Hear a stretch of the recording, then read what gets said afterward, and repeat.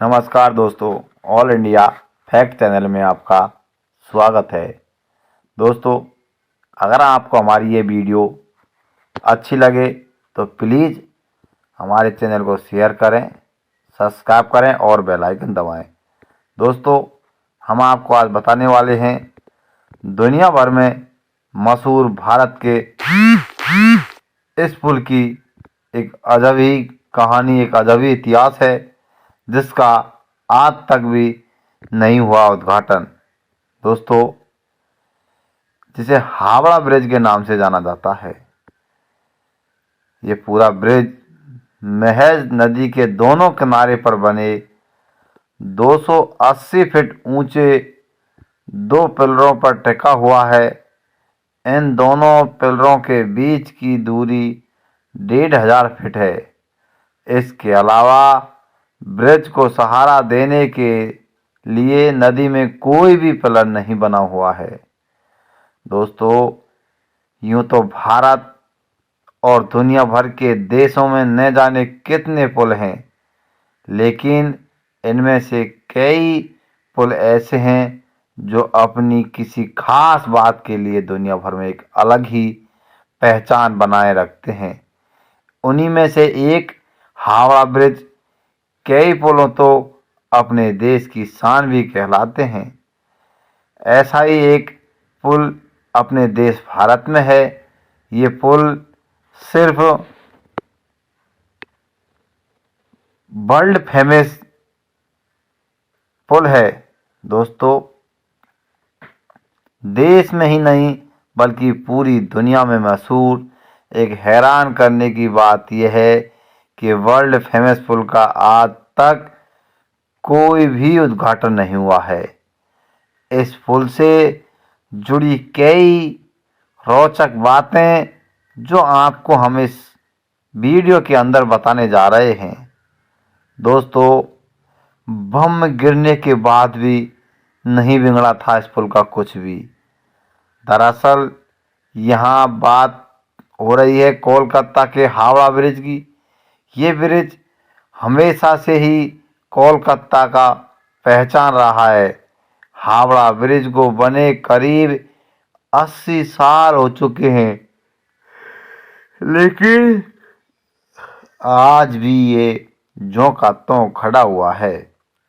यहाँ तक कि द्वितीय विश्व युद्ध के दौरान दिसंबर 1942 में जापान का एक बम इस ब्रिज से कुछ ही दूरी पर गिरा, लेकिन तब भी इस ब्रिज का बाल भी बांका नहीं हो पाया। दोस्तों, जहाज की आवाजाही न रुके इसलिए बनाया गया था इस ब्रिज को।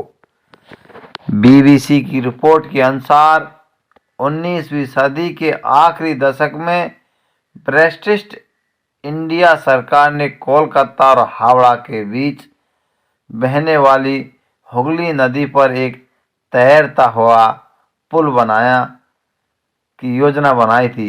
दरअसल उस दौरान हुगली नदी में रोजाना कई जहाज आते जाते थे और खम्भों वाला पुल इन जहाज़ों की आवाजाही में रुकावट पैदा कर सकता था। दोस्तों, इसीलिए 1871 में हावड़ा ब्रिज एक्ट को पास किया गया। दोस्तों, हावड़ा ब्रिज का निर्माण कार्य साल 1936 में शुरू हुआ और 1942 में पूरा हो गया। उसके बाद 3 फरवरी 1943 को आम जनता ने इसका इस्तेमाल करना शुरू कर दिया और उस समय ये दुनिया में अपनी तरह का तीसरा सबसे लंबा ब्रिज था। कवि गुरु रविंद्रनाथ के नाम पर साल 1965 में इनका नाम रविंद्र सेतु रखा गया था। दोस्तों, टाटा ने की थी स्टील की सप्लाई।